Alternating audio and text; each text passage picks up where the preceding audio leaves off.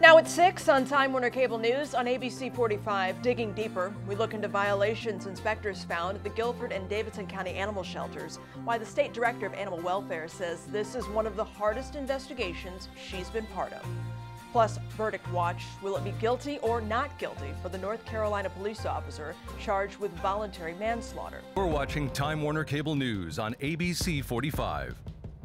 Thank you for joining us tonight. I'm Sharon Stone. We will have those stories coming right up. First here at 6 o'clock. Meteorologist Terry Bennett is here with the first check of your weather on the One's forecast. And Terry, it just looked like one of those days when it could start raining at any moment. You can almost squeeze the moisture out of the air outside. And there have been red flags at the Guilford and Davidson County animal shelters for quite some time now, but it's the most recent findings that have animal lovers shaken up.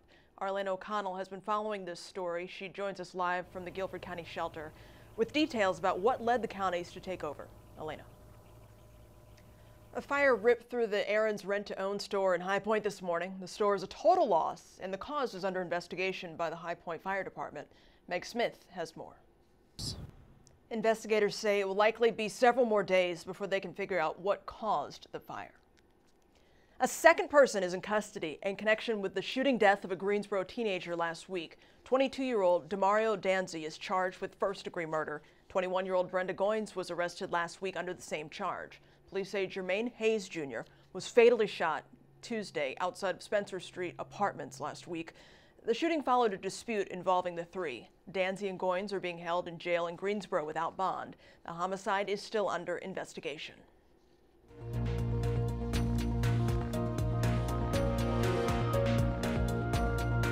Verdict watch in the trial for Officer Randall Carrick. The 12-person jury of 8 women and 4 men started deliberating this afternoon. They must decide if Carrick is guilty or not guilty of voluntary manslaughter in the 2013 shooting death of Jonathan Ferrell. The judge explained exactly what a voluntary manslaughter charge entails. Kate Geyer has more on closing arguments and what happens now.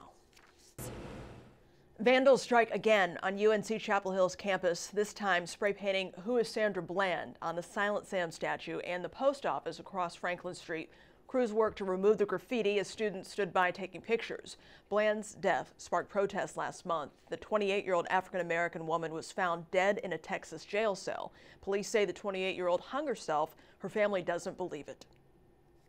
I thought that it's a great place to put something like that up there, to make the Black Lives Matter movement so prominent on something that is really important on this campus. I think people are very angry in this country. Over the past year especially, I've seen America grow more and more divisive. Silent Sam has been on campus since 1913 to honor more than 300 UNC students who died fighting the Civil War. It was vandalized last month with the words "Black Lives Matter." With school starting in less than a week, teachers are scrambling to get the supplies they need. Coming up, how a nonprofit is helping out.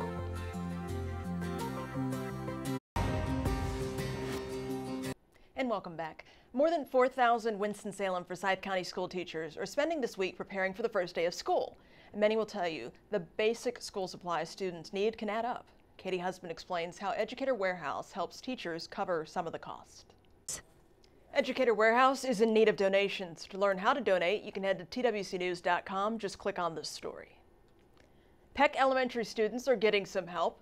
Gate City Business Voices adopted the school earlier this year. Since May, they collected clothing, school supplies, books, and more for 400 students at the Title I school. They also volunteered, something educators say is very much needed.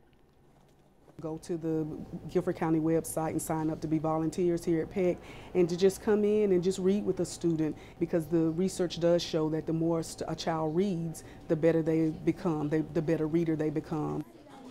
If you would like to help out, you can donate school supplies, winter jackets, shoes, non-perishable food items, and more. And as she stated, you can also register to volunteer online through GCS. For more on that, you can head to our website. Tiger Woods arrives in the Gate City to play in the Wyndham Championship.